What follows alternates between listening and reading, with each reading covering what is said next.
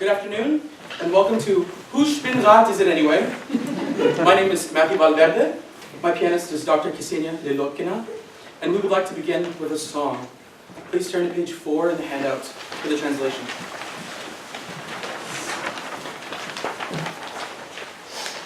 Verschlingt der Abend meines liebsten Hütte, an ihrer Stelle schäumt ein See zur Stunde. 3 Kugeln soll der Himmel drüber schütten und eine Schlange hause dort im Grunde. Drin hause eine Schlange.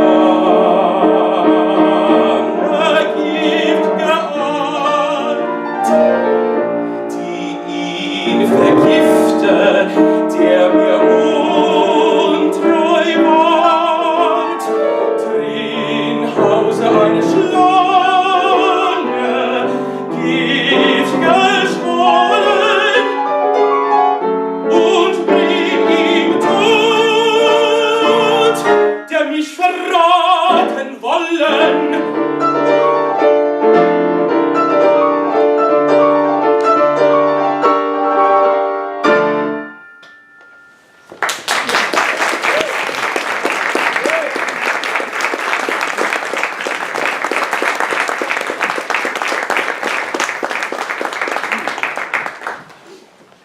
You're a raging drag queen sorceress, quipped world-renowned piano accompanist Roger Vignoles during a masterclass at the 2012 Art Song Festival at Baldwin Wallace College. Your comment was directed toward me after my performance of this song, which Ksenia and I just performed. Now, this colorful description of my performance both confused and excited me. I did not seek to portray the drag queen sorceress, but I sought to embody a raging, scorned lover. But if my performance were convincing enough so that the audience envisioned me dressed as a girl, casting spells on the man who betrayed me, then it was all the better. But why did Mr. Vignoles need to transform my gender, or at least the appearance of my performative gender, to understand my approach to the lied? Couldn't my performance still be convincing without necessarily becoming a female illusionist? And how does gender intersect with my performance? Sorry.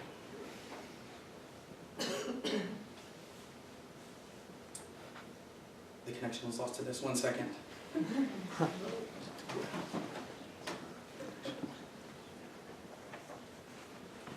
try again. No. This was supposed to happen.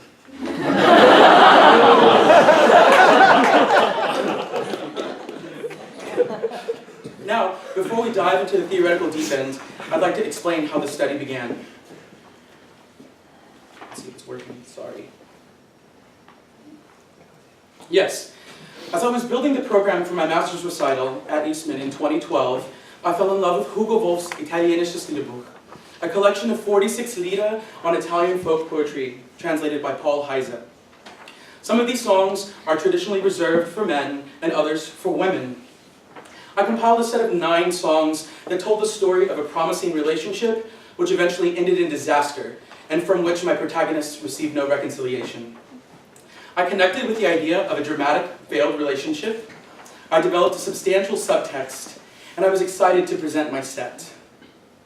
In addition to songs from the traditionally male perspective, I included the following songs from the traditionally female perspective. Number 21, Man sagt mir, deine Mutter woll es nicht. Number 29, Wohl kenn ich euren Stand. And number 45, Verschling der Abgrund meines liebsten Hütte. I received some pointed questions as to my repertoire choices, including one as blunt as, are you really going to sing that song? But I maintain that music and poetry evoke essentially emotional experiences. That's to say, specifically human experiences. So I felt justified in performing Wolf's Lied. And a few semesters ago, I was toying with the idea of singing Franz Schubert's Gretchen am Spinnrad in Recital, because Gretchen's powerful words really resonated with me. Yet, I knew that as a gay male, I could easily be deemed as appropriating a woman's musical territory, which was not my intent. I quickly realized the implications of making this choice in programming, and I searched for support in singing Schubert's Opus 2. Unfortunately for me, singers and performers had written very little regarding this subject. All I could really find were brief articles that merely mentioned the existence of gender specificity in song performance. In the spring of 2013, I completed an ethnography interviewing graduate voice students at Eastman to analyze the range of the perceptions of the intersection of gender performance and German lieder performance. Through these interviews, it was clear to me that issues in gender specificity were indeed relevant and prevalent at Eastman, even causing some singers to hesitate in approaching some repertoire. But I had to go further, and I dug deeper for music scholarship discussing the ideas of the roles of gender and sexuality in song. I found my treasure trove in the spring 1989 issue of the journal 19th Century Music. It was Maynard Solomon's article entitled Franz Schubert and the Peacocks of Benvenuto Cellini, that Solomon offered up evidence from his research suggesting that the revolutionary lead composer was indeed a homosexual.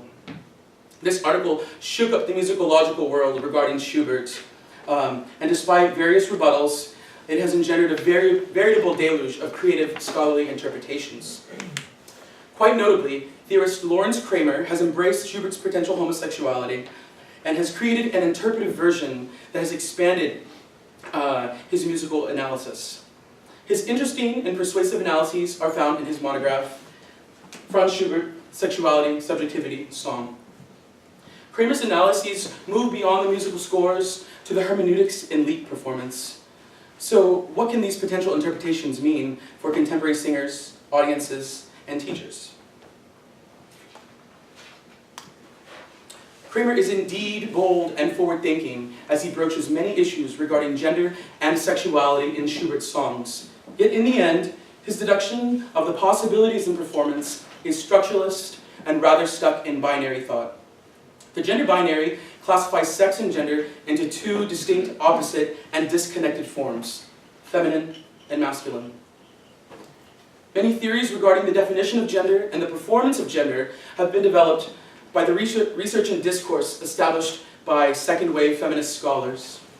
Post-structuralist gender scholar Judith Butler argues that gender is not an absolute, but a composite performance of many events in one's life.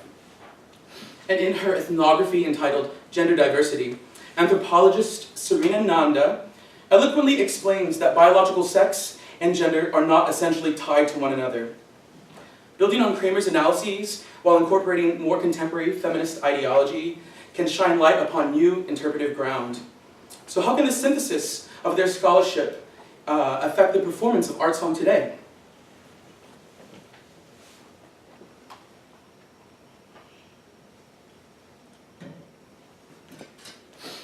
During my time at Eastman and as lecturer at Nazareth College, I've sought to encourage the study and performance of beautiful but rarely performed art songs. I first presented, in my DMA recitals, I first presented a program of Spanish and Latin American songs, and then followed with a program of Swedish, Danish, Finnish, and Norwegian songs.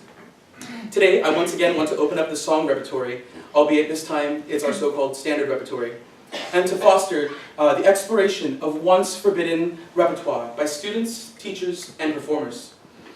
I seek to deconstruct the notions of gender specificity in the study and performance of art song. Yet, I realize from first-hand experiences that these matters can be quite daunting for singers and teachers. The art song has a long history of gendered performances, and as such, there are many competing views as to whether certain pieces in the standard repertory should be performed by men or by women. In the New Directions column in the Nats Journal of Singing, mezzo-soprano Sharon Mabry offers a possible way to rejuvenate the modern art song recital, which she calls cross-gender song performance, and she entitles cross-singing. It is well known that a few established singers have already experimented with cross-singing. For instance, baritone Matthias Görner has recently delivered Schumann's Frauenliebe und Leben in recital, and mezzo-sopranos Christa Ludwig and Brigitte Fassbender have both performed and recorded Schubert's Windreise. Sharon Mabry advises that breaking with traditional gender expectations in vocal performance must be done without apology once the performer has made the strong choice in programming. She warns that it is not for the faint of heart because of the diverse potential reactions from critics and audiences. Building on Marbury's ideas in her discussion of gendered song cycles, Jeanette Fontaine very subtly encourages students and other performers to move beyond the ideas of specific gender, specific vocal fach or vocal category, and traditional expectations when considering programming song cycles. In addition to granting singers the particular knowledge and understanding of a work that is only discovered through performance, thwarting traditional expectations in performance exposes this important repertoire to audiences unfamiliar with these works, or offers new interpretations to those thoroughly acquainted with the song cycles. Heeding Marbury's and Fontaine's advice is indeed an adventurous possibility. Gender issues must be brought to the forefront of our consciousness so that we can analyze, understand, and appreciate the differences in gender performance within art songs. It is my experience that in dismantling gender specificity by singing repertoire traditionally reserved for the opposite gender, the audience is challenged and excited, and the effects are rewarding for both performers and listeners. Making these progressive artistic choices can revitalize performances of time-honored Lieder, Melodie, and other art songs. My arguments shall progress from the outside inward, starting from an audience's perception of the performer and the performer's gender, moving to theatrical possibilities in the performer's body and mind, and finally to issues regarding poetic texts and music, and the personas that dwell within each. By increasing awareness of gender theory, musical logical theories, operatic traditions, and examples of historical performances, today's singer becomes well-equipped to venture forth into an exploration of gender specificity and performity in the performance of art song.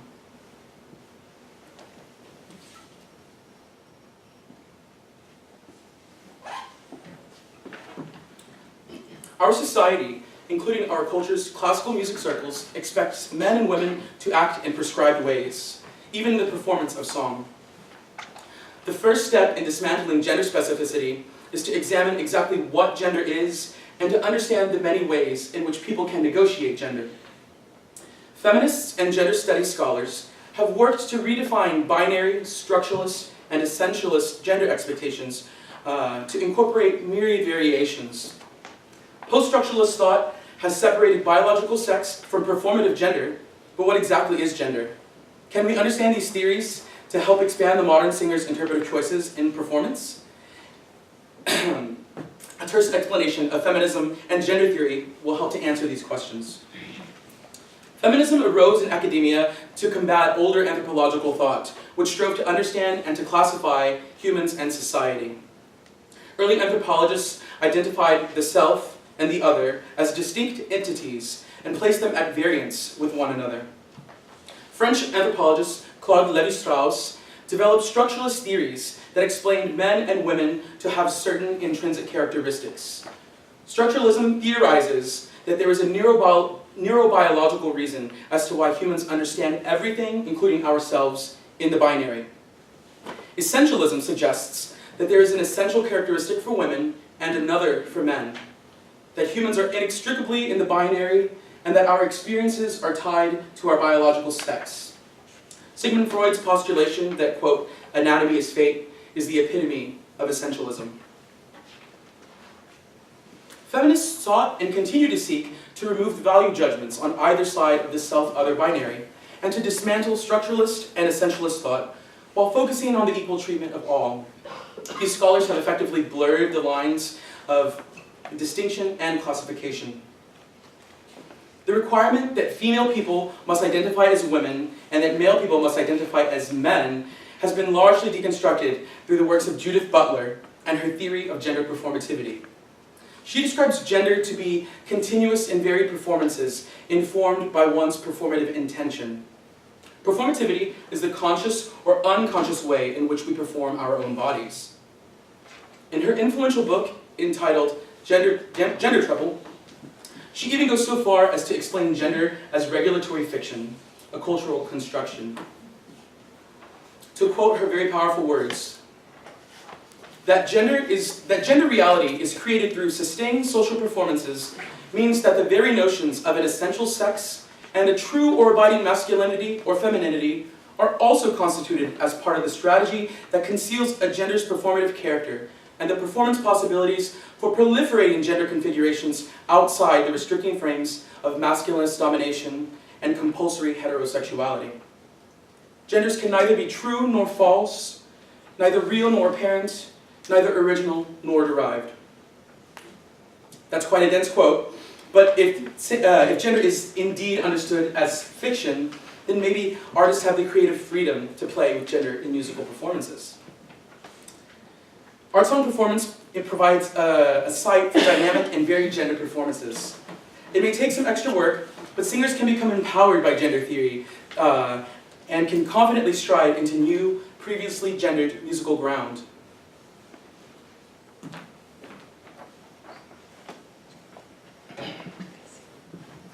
The knowledge and awareness granted by gender studies is intriguing, but possibly a bit too far reach for the modest voice student. Yet surely performers can look to examples within vocal musical genres to forge their interpretive armor. Of course, we need not go any further than the local opera house to cite examples of cross-singing. Yes, there is a clear distinction between operatic and song performances, yet opera's creation of gender-bending precedents cannot be overlooked. Trouser roles are one contributing factor to a female singer's ability to portray a man in song.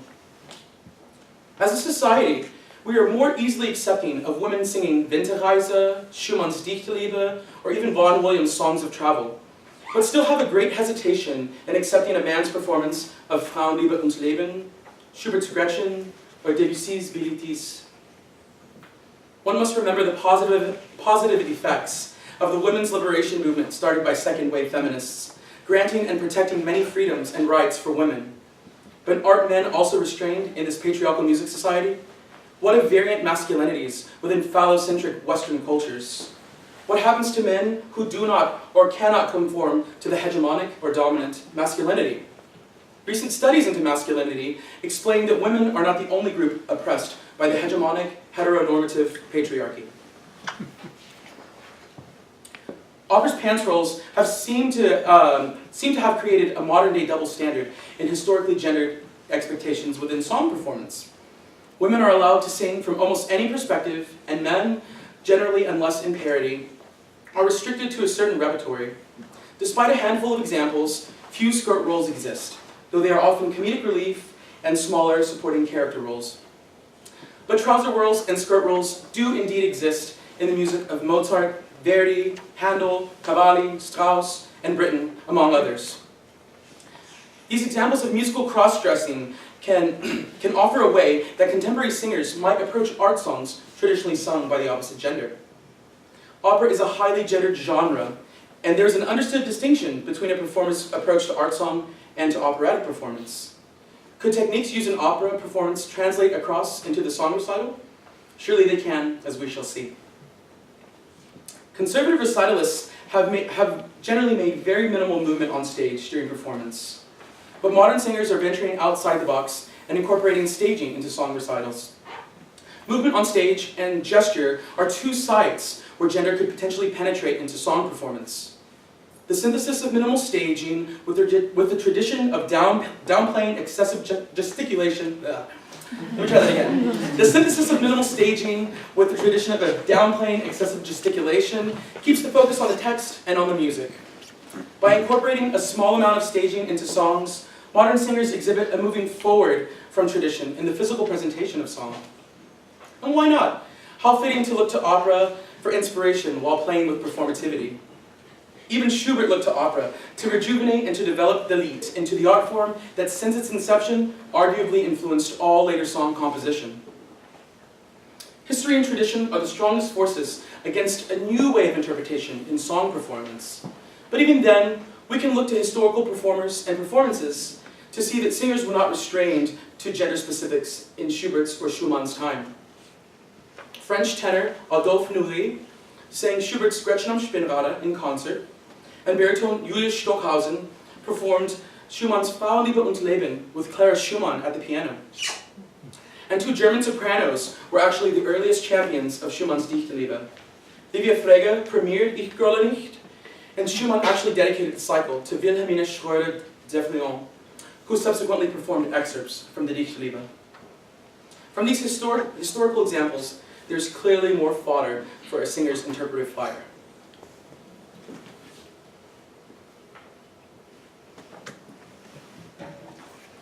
Now, it is here that I ask the question, whose Spinnrad is it anyway? As we shall see, the answer is not so easy to determine, but we shall first examine the relationship of text and music.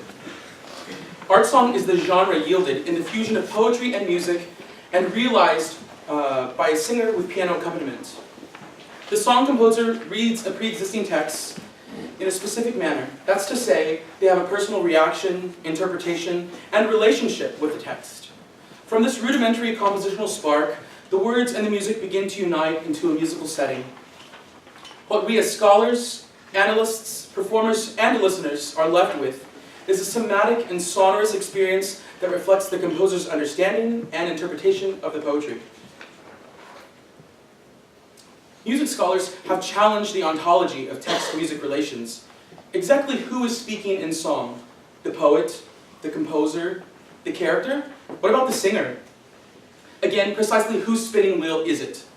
Theorist Edward T. Cohn, in his seminal monograph, The Composer's Voice, writes, quote, "The composer is not primarily engaged in setting a poem.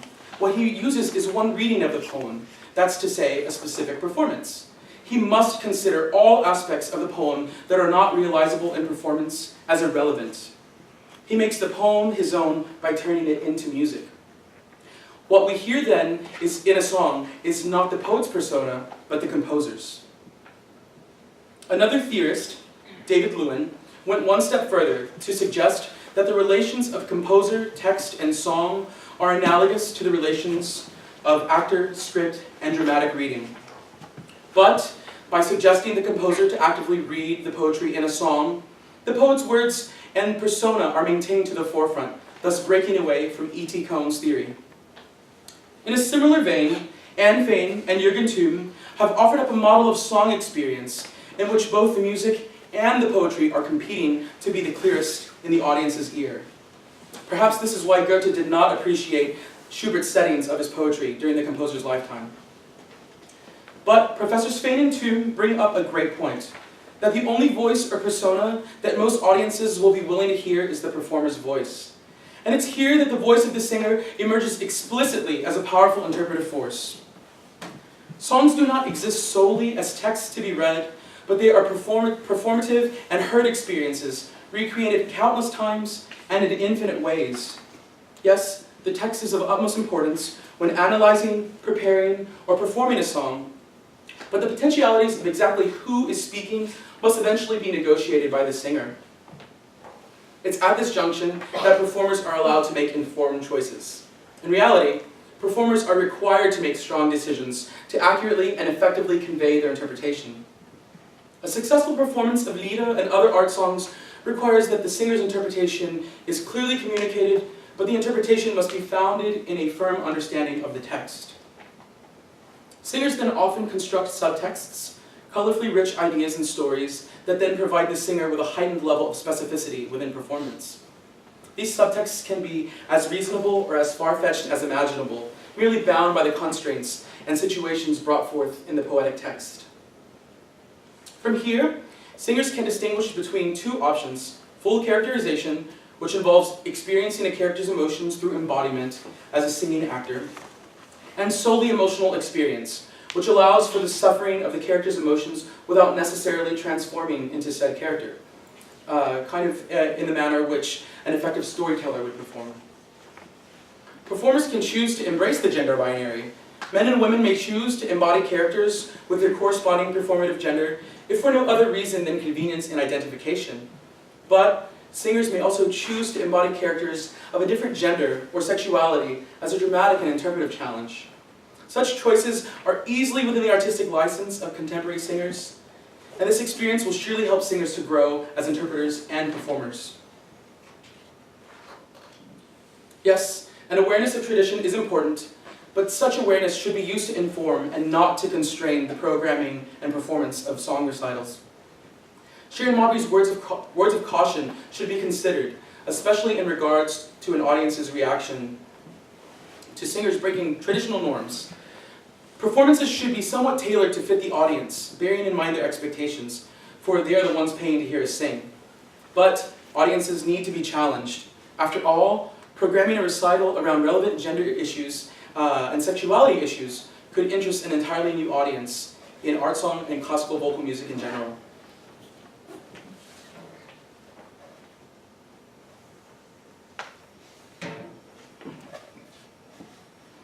This study is founded in scholarly theories, and the notions presented here are submerged in an interpretive nuance, which performers can harness to their advantage. But the possibilities cannot supplant the practicalities, and we must honestly consider what pedagogical implications, if any, this all has. Obviously, the familiar constraints of high voice, medium voice, and low voice apply, as do the limitations of vocal range for each Fach. The chief pedagogical concern for singers and teachers is whether or not the tessitura of a specific song that is appropriate for a certain category of male voice will also be appropriate for the corresponding category of female voice, or vice versa. Admittedly, any prudent singer, especially with the help of a good teacher, will be able to determine if the tessitura of a song is comfortable and truly appropriate for study and performance. Another concern would be the vocal demands of a song in regards to registration differences in male and female voices. In The Structure of Singing, pedagogue Richard Miller writes that, quote, "Registered pivotal points do not directly correspond in the scales of female and male voices. It is coincidental that the passaggi for certain female and male voices occur at similar pitches, as, for example, the passaggi of the soprano lirico and the tenore lirico, an octave apart. Yet, his diagrams of approximate register events indeed reveal that sopranos and tenors encounter their upper passaggio at a similar pitch, around high G in their respective octave. This correspondence is also true of mezzo-sopranos and baritones, as well as of contraltos and basses." William Vernard's pedagogical treatise chose to discuss registration in a bit more general terms. He writes that, quote, "Altos may be thought of as an octave above the bass, mezzo above tenor, mezzo above baritone, soprano above tenor. Generally, the women's voices are a tone or so higher than this, but these boundaries are arbitrary anyhow. Endless embellishments are made upon this outline because no two voices are identical. It can be understood that the breath-energetic demands necessary to skillfully negotiate through the upper passaggio are similar for high voices, medium voices, and low voices, regardless of the singer's biological sex. What is necessary to approach all advanced song repertory is a fundamental vocal technique that allows the singer to undertake all vocal demands while simultaneously striving for a specificity and commitment to the text." In the process of building the program for this recital, I found that the tessitura of a few songs were too low for me. Pieces that had a low tessitura or a range that descended beyond my own were transposed to higher keys. But there are many new as well as treasured editions of songs that provide the same song in many keys to be used in performance. Indeed, Make Music's Finale music notation software and SchubertLine.co.uk have become dear friends, assisting in ensuring that my repertoire are in keys proper for my voice. I must make a quick note that transposing songs into keys different from the composer's original can create some headaches and possibly some technical problems for your pianist. So it's always best to read through your transpositions with a skillful pianist who can inform you of these potential issues. I suggest befriending a fabulous pianist who is able to tackle anything on their instrument, just like my collaborative partner today. And buying them dinner from time to time is good too.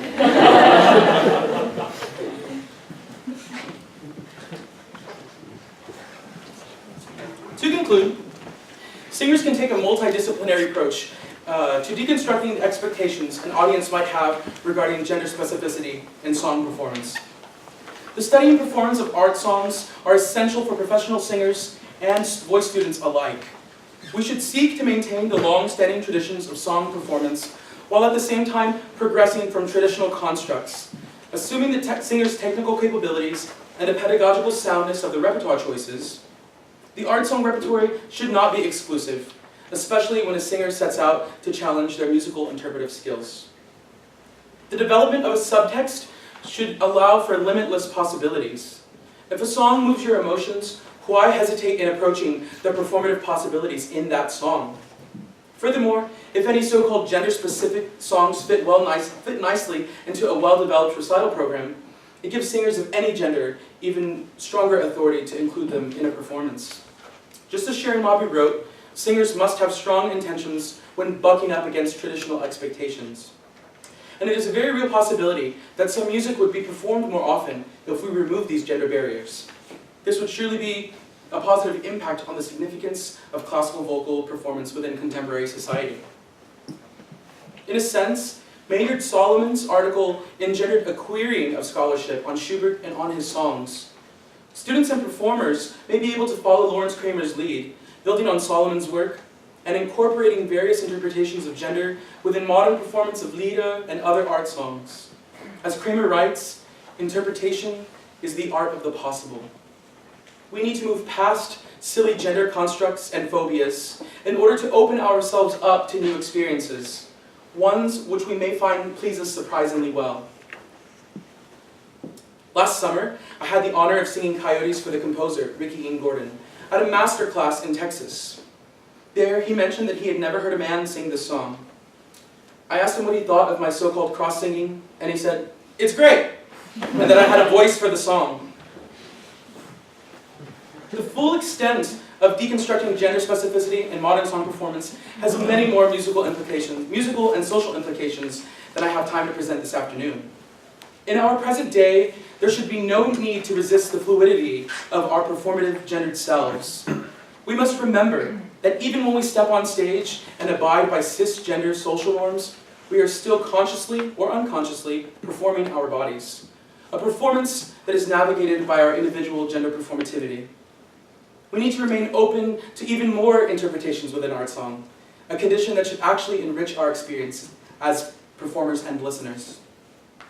At the end of the day, I wish there were no need for the term cross-singing, and that we could simply say, singing. I hope that this study has encouraged you to examine the entire spectrum of performative possibilities. Only time will tell us what lovely gender games the future of song performance holds. Thank you.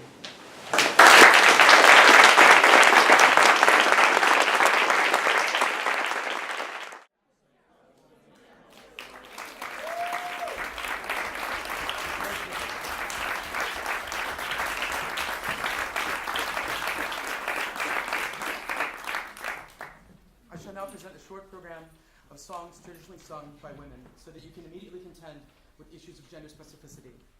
All of the poets are male, and all of the composers are male as well. The protagonists in all of the songs are female. Now, in the case of Goethe's Mignon, Nur wer die Sehnsucht kennt is actually sung in duet by Mignon and the harper, who's her father, in the novel Wilhelm Meister. And in the two poems that Debussy selected for, the last two poems that Debussy selected for the Trois Chansons de Bilitis, Lucas actively speaks, and he's the man with whom Bilitis has a complex relationship. I'll try to incorporate the theories from my lecture into this performance, and I would appreciate your candid comments and questions afterward. Thank you.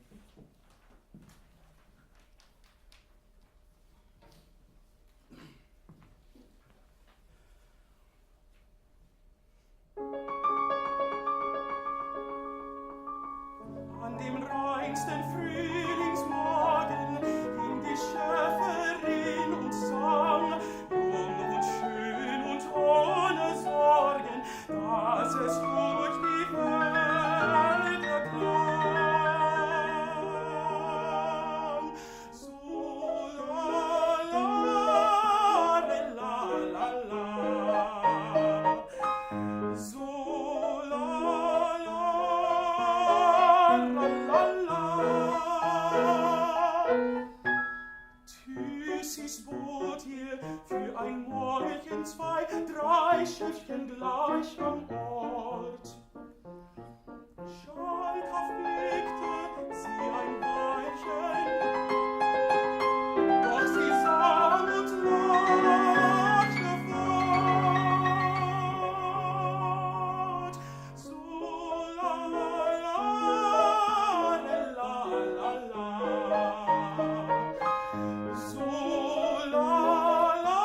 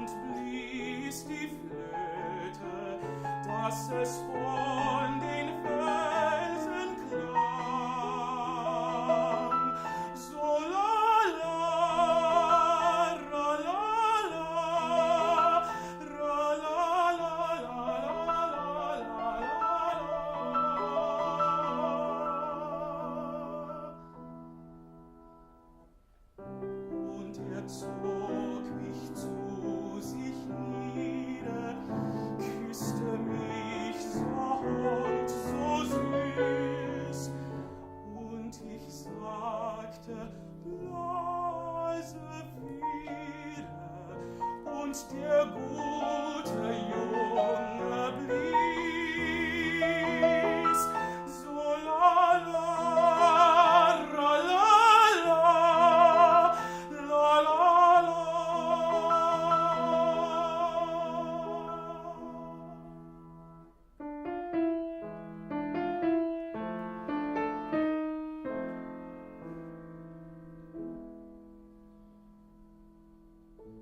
Meine Ruhe ist nun verloren, meine Freude floh davon.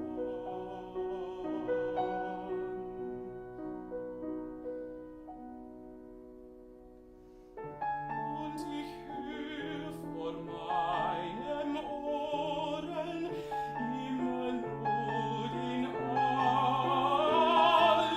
Ton. So la la, la la la, la la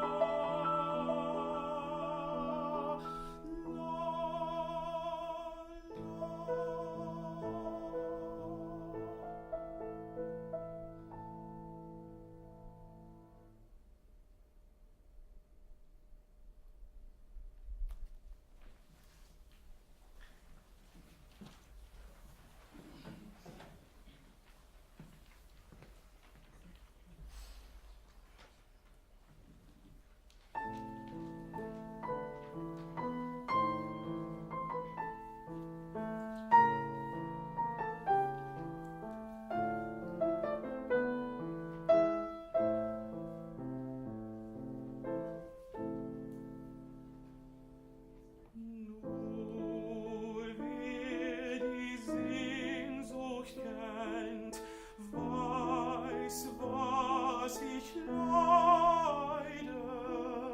Nur wer die Sehnsucht kennt, weiß, was ich leide. Allein und abgetrennt von aller Freude seh ich ans Firmament nach jener Seite.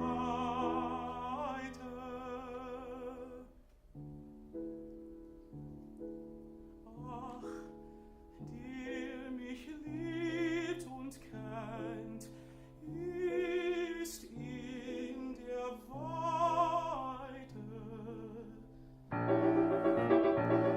Es schwindet mir, es brennt mein Eingeweide, es schwindet mir, es brennt mein Eingeweide.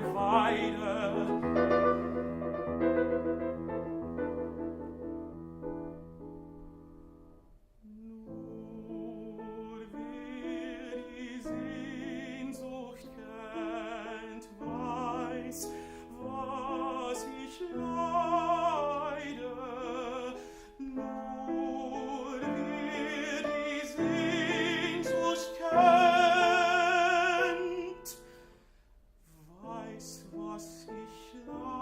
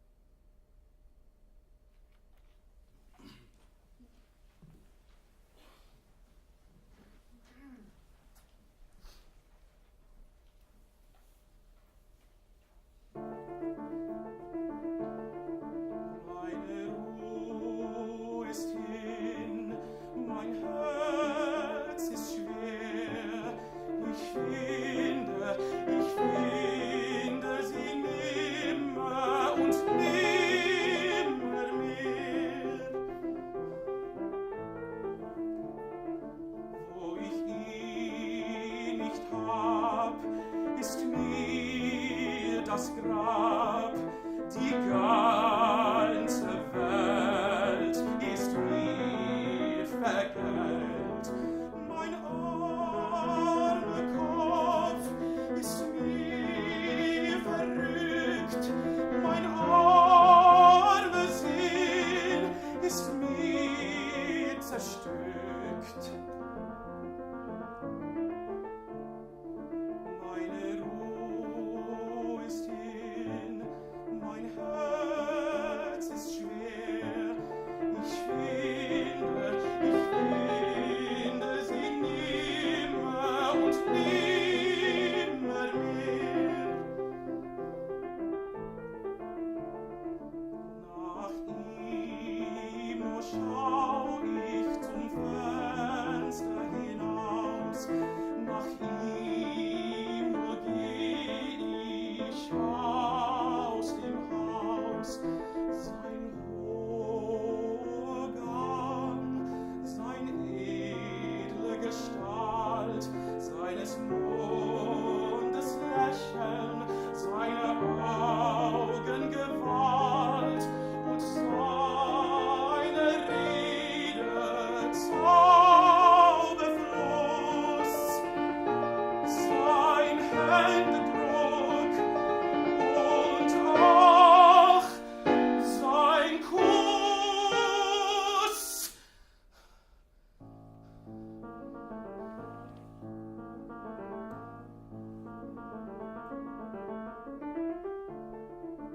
Meine Ruhe ist hin, mein Herz ist schwer. Ich finde sie nimmer und nimmer mehr.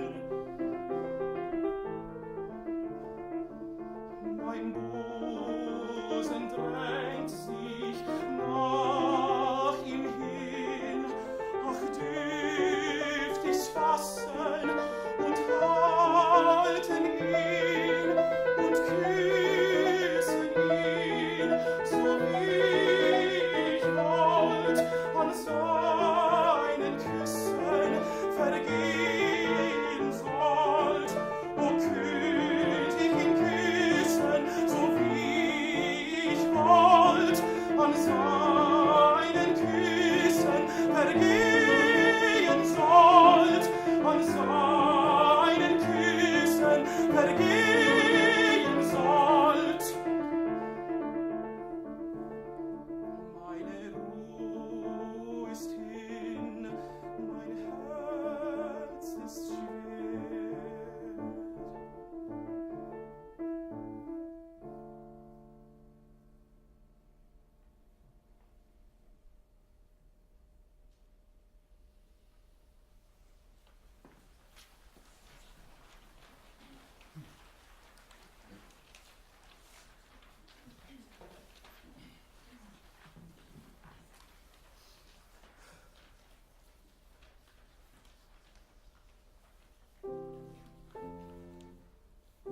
Seit ich ihn gesehen, glaub ich blind zu sein.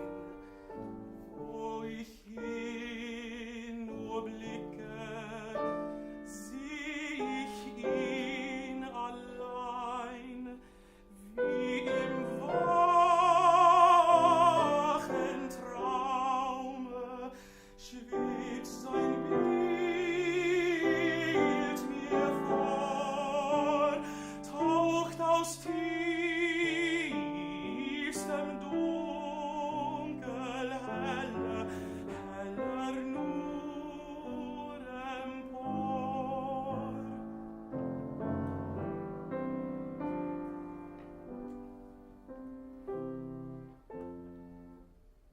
Sonst ist Licht und farblos alles um mich her. Nach der Schwestern Spiele nicht begehr ich mehr, möchte lieber weinen, still im Kämmerlein. seit ich ihn gesehen, glaub ich blind zu sein.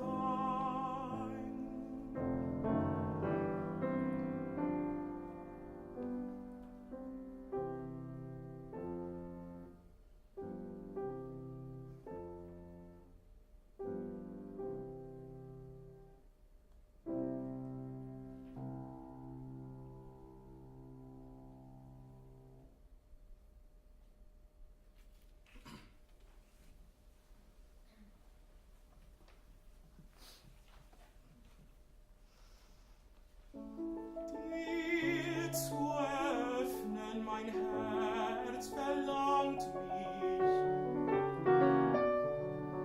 Hüt ich von deinem, danach verlangt mich. Wie blickt so traurig die Welt mich an? In meinem Sinne wohnet mein Freund nur und sonst denn keiner und keine Feindesspur. Wie Sonnenaufgang ward mir ein Vorsatz. Mein Leben will ich nur zum Geschäfte von seinem Leben machen. Ich denke seiner, mir blutet das Herz. Kraft hab ich keiner, als ihn zu lieben, so recht im Stillen. Was soll das werden? Will ihn umarmen und kann es nicht und kann es nicht. Will ihn umarmen und kann es nicht und kann es nicht.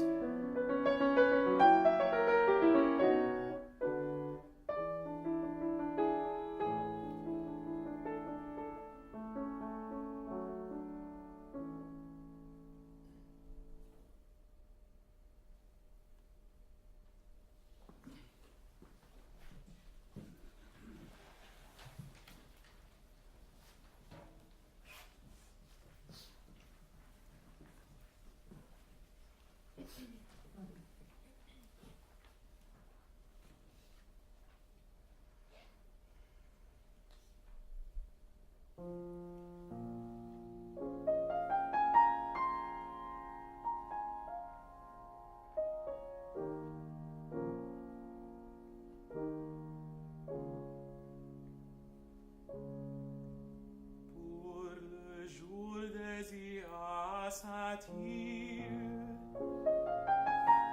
il m'a donné une syrinx faite de roseaux bien taillés,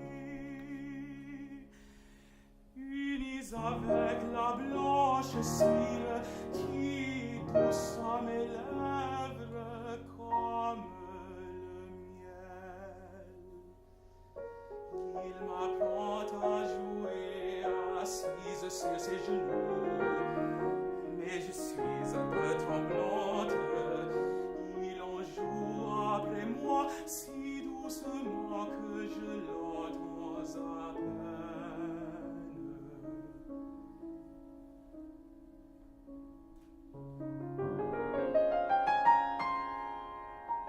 Nous n'avons rien à nous dire, tant nous sommes près l'un de l'autre.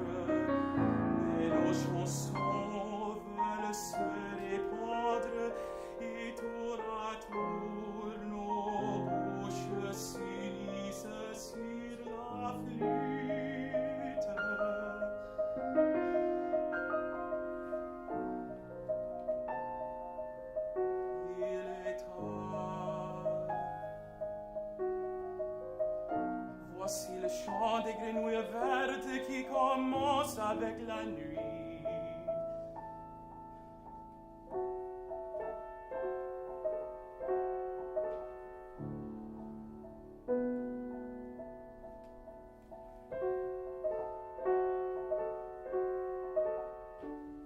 Ma mère ne croira jamais que je suis resté si longtemps à chercher ma ceinture perdue.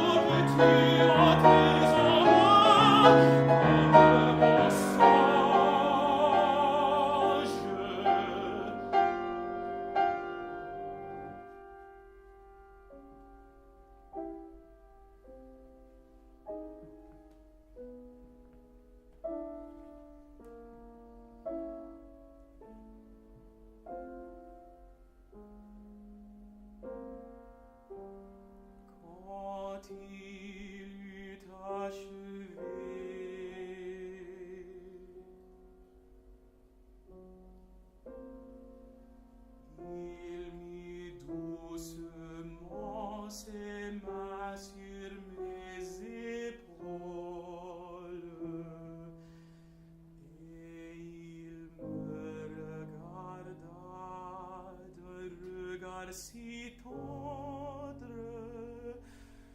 que je baissais les yeux avec un frisson.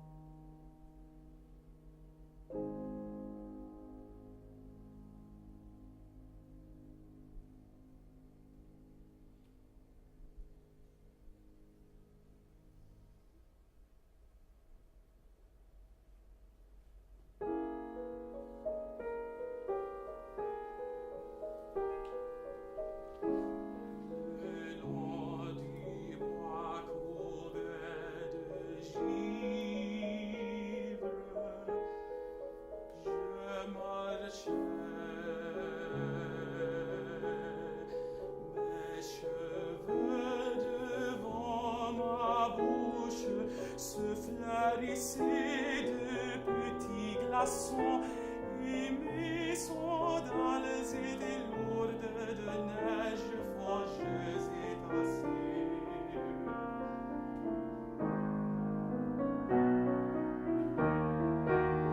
Il me dit, que cherches-tu?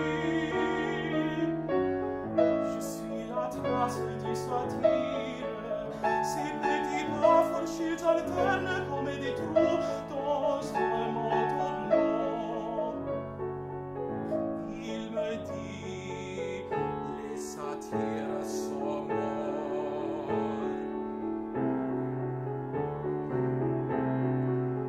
Les satires et les nymphes aussi. Depuis 30 ans, il n'a pas fait un hiver aussi terrible. La trace que tu vois est celle d'un bouc.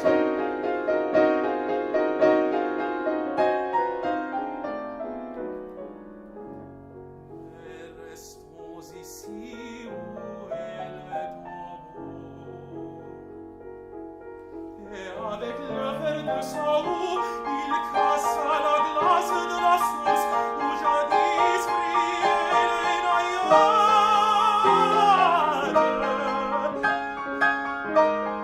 Il prenait des grands morceaux froids et les soulevant vers le ciel pâle, il regardait au travers.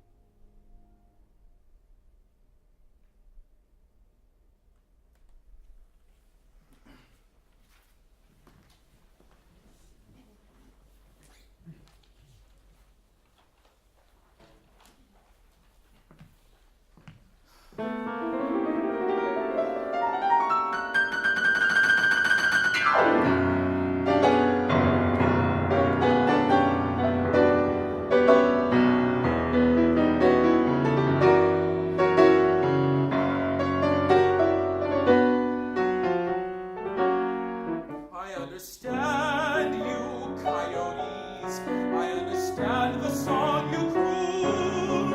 I never did before I hungered for his kisses underneath an amber moon. Oh, how I loathe you, coyotes, and everything you know of me. You tell of my demise, that laughing in your eyes turns all my love to bitter mockery. Yes, coyotes, you tell of all that I am dreaming of. Yes, coyotes, you tell of these fools full enough to love. Laugh on, you wild coyotes.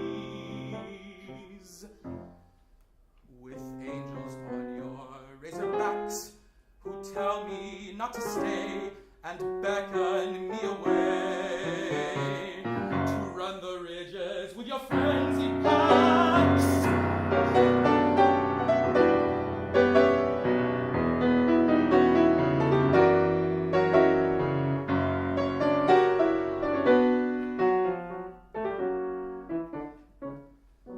No man may own my soul from off this frozen knoll. I'll scream it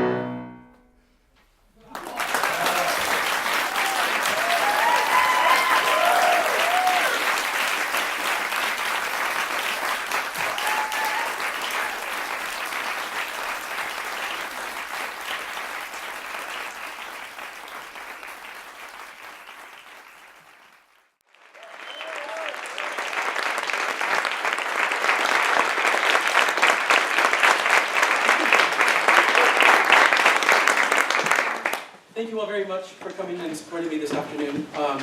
I'd like to thank a few people. Professor Steingrover for serving on the committee. Thank you very much. And Professor Tu for braving the storm and coming out from Pennsylvania. I appreciate everything you've done to support this project. And Professor Kaldrick, I've been with you for 10 semesters. It's been incredible. I am a different person, totally, in every respect. And I appreciate you. I love you. Thank you for everything. And my family, who can't be here, unfortunately. My father just had surgery on his shoulder, but he's doing well, so they're home taking care of that. Yeah. Now, comments, questions, anything from you all?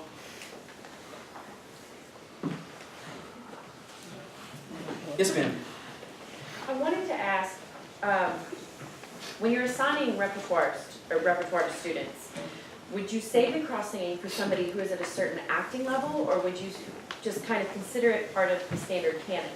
So is it coming from the artistic, poetic side of things, or is it coming from pedagogical? I think it can be both, definitely. So, you know, you can delve as deep as you would like, and so that's, I guess, reserved for maybe, you know, upper level, upperclassmen and graduate students, things like that.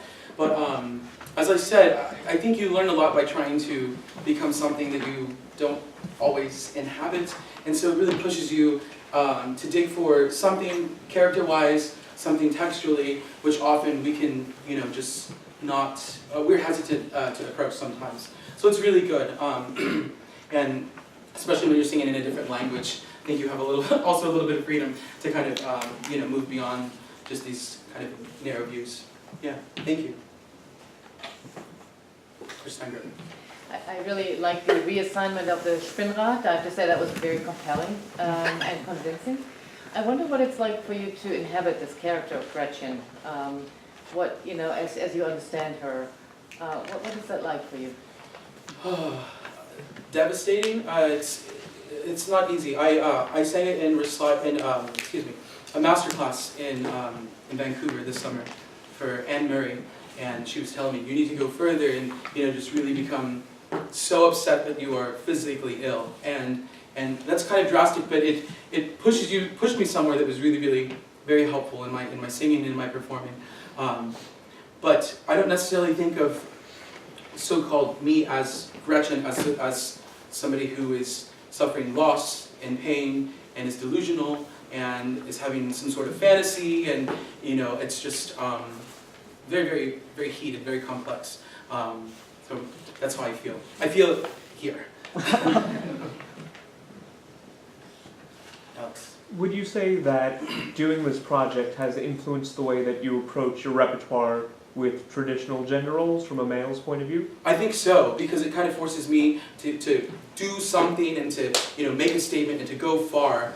I hope that that's influenced my other singing as well. I'm doing some Spanish songs and some Zarzuela stuff later, so it's really kind of helping me to immediately tap into something more dramatic, which is, I think, what I need as a performer. Yeah. A lot of the characters you've chosen to portray for this recital are very emotional, and some of them very emotionally distraught. And you did a wonderful job of portraying that.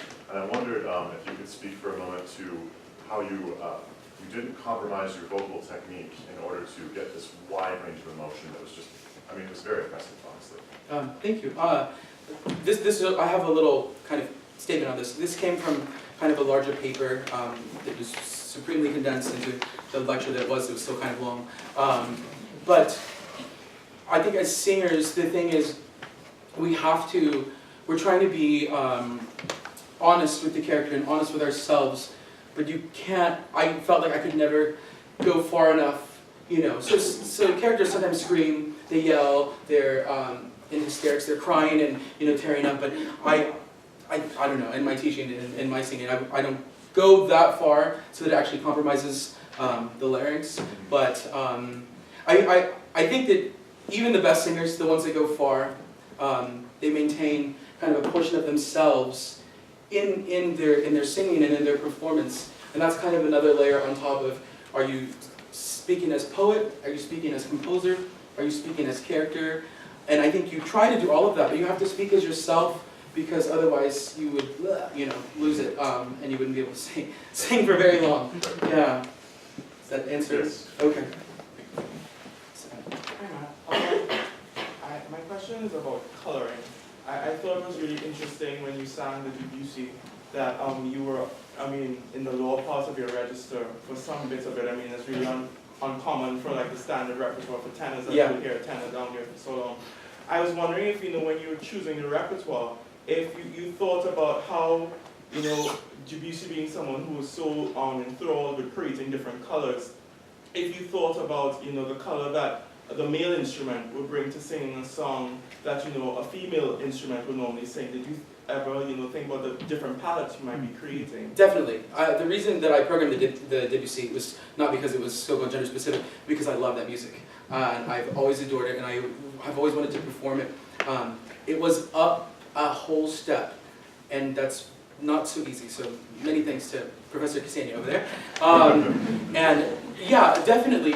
What I had to compromise a little bit. I originally wanted to do it, I think, a minor third above the original key, and that would have made it fairly high, but that would have brought out a little bit more of my voice, where I like to sit, tessiture and range-wise. But we decided to go for something not so high, so that it could maintain a little bit of that kind of darker quality, kind of that depth that is available in, like the lower chest voice of a mezzo-soprano or a soprano that's really kind of there. I try my best, to get down there. Just at my low, I don't have very much. So I try to do something color-wise, vowel-wise, to emulate a little bit, because that's the sound of the song, and that's what I really wanted to achieve. You did it. It was great. Oh, thank you. Speaking of these key changes that you're using, and the colors that you're using as well, and also the switching the gender roles and being more connected with the text dramatically. Did you have an issue with these key changes and wanting a more different color? Like, let's say you wanted things were more heightened in the poetry, but the key was too low, and it didn't quite meet the extremes of your voice. Did you have to maybe? I don't think anything necessarily here with what I've done. Yeah, not so much. I just wanted to be able to sing everything that was there well enough, and so that I could make some choices and have options there. And as I was working with Ksenia, we had to balance different things and explore different how far can you come back, how far can you go, to kind of heighten that extreme of colors, so that you had a little bit more of a palette. Yeah, that's what it was just very heightened. Everything was very empowered, and I was just wondering if there was any movement in the choices of keys, but it was, that's what I was wondering there. Thank you. Yeah. Here's some of those. Yes, when you're approaching these songs that are so associated with male or female characters, do you try to embody to some extent that female or male quality, those characteristics, or do you just find what rings true to you? And what would you suggest for people looking into poetry? Do you mean physically or just kind of mentally embodied? Both. Both. Maybe a little bit, but that's kind of what I'm talking about this whole time. I think I'm myself, whatever that may be, and whatever you may think that is. I am myself, and I'm trying to let the music speak through me and let my voice come through the music, rather than really feeling, okay, you gotta be a lady, and just do that type of thing. Or I think it may be the other way around. Granted, song is a little bit more flexible. If this were opera, you have to have gesture. There's specific things, for pants rolls and with skirt rolls as well. You have to do a little bit to try to give the illusion of the appearance of what we generally associate as male and female. But of course, let's deconstruct all of that. Yeah. I'm just curious, aside from Ricky Ian Gordon's brief with fabulous feedback, is there any information out there about how these composers themselves felt at all about any kind of cross-singing, or any composers that we might be familiar with about their songs being performed in that way? I haven't seen very much. What I've seen is just kind of this my music should be performed type of thing. That kind of moving forward. But I think something like Claire Schumann being there for the performance of Emil singing Frauenleben, I think she probably would have known this is not okay, or this is okay. Of course, we're kind of guessing there, but not really so much. I mean, I've read some random things, like Duparc. Somebody claims that Duparc says that women shouldn't be singing Fidele and things like that, but Duparc is no longer here.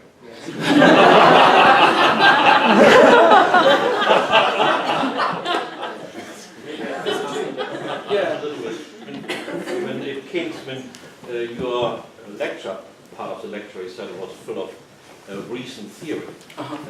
But the historical, it came through your comments that Sure. in the 19th century, it was not quite as fixed. Yeah. And a statement from Robert Franz comes to mind, composer, song composer who now is forgotten, but he said in lyric poetry the persona is neutral. Oh, And I think that may be a... I need that quote. Because when it came to transpositions, he insisted very much that he had conceived the songs this way, but when it came to transpositions and selling the Of course. different different Discourse. ranges, he accepted the transposition. Yeah.